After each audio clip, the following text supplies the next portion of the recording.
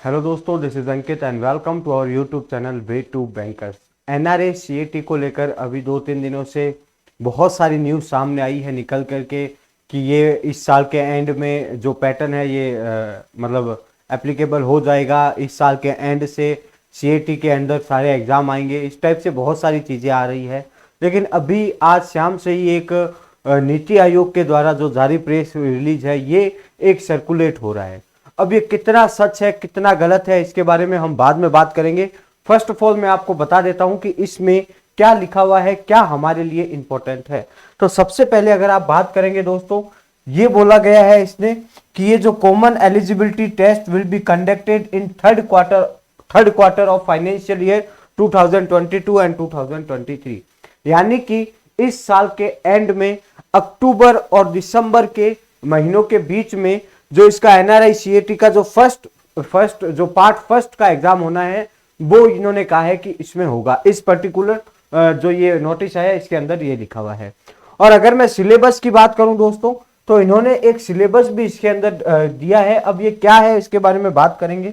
उससे पहले इन्होंने ये कहा है कि इसके अंतर्गत आपको पहले से ही पता था कि सीईटी के अंतर्गत आपके SSC staff sectional commission, railway recruitment board and IBPS bank का जो है, यानी कि ये जो तीनों ही बड़ी संस्था है ये इसके अंतर्गत आने वाली है और ये इस एनआरआई सीएटी में शामिल होगी। उसके बाद में अगर मैं बात करूं इनके सिलेबस की, तो इसके अंदर सिलेबस में हमें दिया गया ये रहा देखो, the test pattern will be consist of basic aptitude, यानी कि बेसिक क्वांट का बात कर रहा है, test of reasoning, verbal ability, general science and general knowledge as part A of paper. यानी कि पार्ट ए का जो भी एग्जाम होगा उसके अंदर इन्होंने सबसे पहले बेसिक मैथ को शामिल किया है, रीजनिंग को शामिल किया है, वर्बल रीजनिंग को शामिल किया है, जनरल साइंस को शामिल किया है और जनरल नॉलेज को शामिल किया है।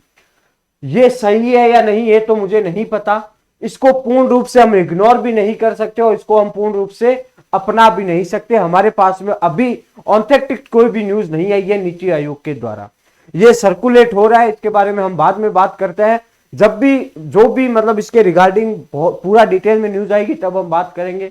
मान लो अगर ये नोटिफिकेशन सही है, ये नोटिस सही है जो भी आया है, तो आप सिलेबस देख सकते हैं। जो सीएटी का सिलेबस है उन्होंने क्वांट को दिया है इंक्लूड, रीजनिंग को दिया है, वर्बल एबिलिटी को दिया है, जनरल साइंस को दिया है, जनरल नॉलेज को दिया है पार्ट ए में।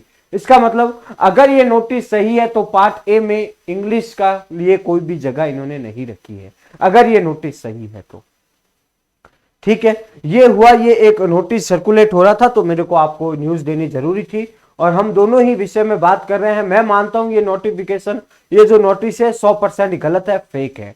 और अगर मान लो 1% भी सत्य है तो मैंने आपके सामने ये सारी चीजें ला करके रख दी है कि पर्टिकुलर इस नोटिस में क्या क्या दिया हुआ था, कैसे कैसे दिया हुआ था। अब मैं आप सभी से एक जनरल बात करना चाहता हूं। चलो ये नोटिस तो चलो अभी इसके बारे में कुछ पता नहीं है सही है गलत है, लेकिन एक नोटिफिकेशन और एक नोटिस जो 100% सही है और जिसका हमें जनवरी को ही पता चल गया था कि वो सही है, वो है भैया आईबीपीएस का calendar. IBPS PO, IBPS RRB PO, RRB clerk, IBPS clerk, इन चारों के ही एग्जाम की जो डेट्स है वो ऑलरेडी फिक्स है। तो एक दफा ये सोचिए, आप इस फेक नोटिफिकेशन पर विश्वास ना करके उस वाले आईबीपीएस पर, ओरिजिनल पर जो नोटिस दिया गया है, जो ऑफिशियल वेबसाइट पर है ibps.in पर, उस पर क्यों नहीं विश्वास कर रहे। आप इन सब चीजों में मत पड़े क्या होगा क्या नहीं होगा। सबसे बड़ी बात, इस ये जो सीएटी जो है एनआरए सीएटी, इसके अंदर आपकी 2-3 संस्थाएं, जो एसबीआई है ये इसके अंदर शामिल नहीं है, ध्यान रखना। अगर एसबीआई शामिल नहीं है दैट मींस एसबीआई क्लर्क भी इसके अंदर शामिल नहीं होगी। तो आप इस न्यूज को, इस नोटिस को ज्यादा अपने दिमाग में मत रखें। आपको जो नोटिस, जो नोटिफिकेशन एकदम चीज रियल है उस पर फोकस करें, मेरा यही मानना है।